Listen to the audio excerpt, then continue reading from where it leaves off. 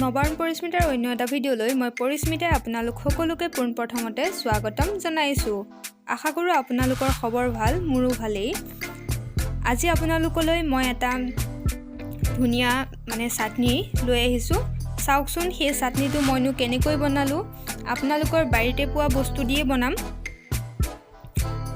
য'ত ত'ত চাগে এই গছটো পোৱা যায়েই। তেনেহ'লে বলক ভিডিঅ'টো আৰম্ভ কৰোঁ আৰু চাওঁ এই চাটনিটো মই আজি কেনেকৈ বনালোঁ। খাবলৈ খুবেই ভাল, লগতে স্বাস্থ্যৰ কাৰণেও খুবেই উপযোগী হয়।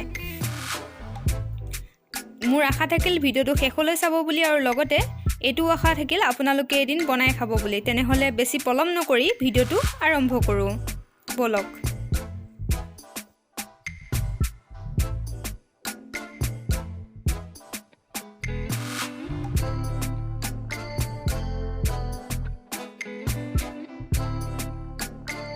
মই এই চাটনিটোৰ বাবে লৈছোঁ নৰসিংহ পাত, সৰু মানিমুনি, লগতে লৈছোঁ বৰ মানিমুনি, মচন্দৰী, মান ধনিয়া, পদিনা, শুকলতি, ভেদাইলতা, আৰু লগতে লৈছোঁ অলপমান আদা, নহৰু এটা আৰু কেইটামান কেঁচা জলকীয়া।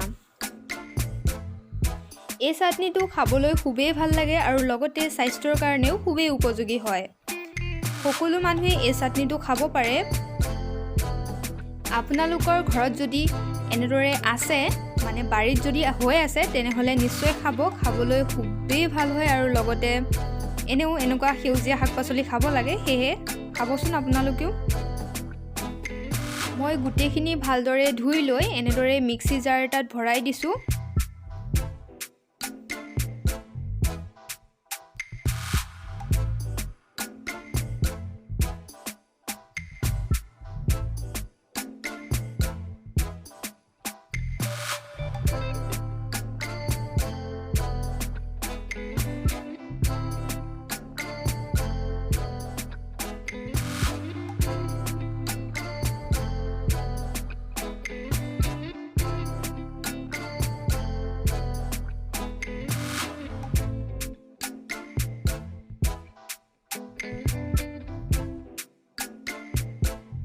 এই চাটনিখন বনাবলৈ একেবাৰে সহজ হয় আৰু কম সময়ৰ ভিতৰতেই বনাই হৈ যায়। আজি যদি মই বনোৱা ভিডিঅ'টো আপোনালোকৰ ভাল লাগিছে আৰু যিসকল নতুন বন্ধু বান্ধৱীয়ে মোৰ এই চেনেলটো পোনপ্ৰথমবাৰৰ বাবে চাই আছে, তেওঁলোকে মোৰ চেনেলটো প্ৰথমতে ছাবস্ক্ৰাইব কৰিব আৰু কাষতে থকা বেল বটনটো টিপি অল কৰি দিব। তেতিয়াহে মই পুনৰ যি ভিডিঅ' দিওঁ আপোনালোকলৈ পোনপ্ৰথমতে নটিফিকেশ্যন যাব।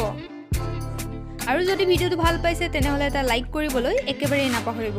আৰু কমেণ্ট বক্সত কমেণ্ট কৰি জনাব আপোনালোকৰনো এই ৰেচিপিটো কেনেকুৱা লাগিলে, চাটনি।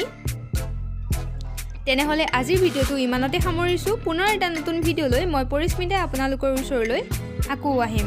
লগতে ভিডিঅ'টো শেষলৈ চোৱাৰ বাবে বহুত বহুত ধন্যবাদ।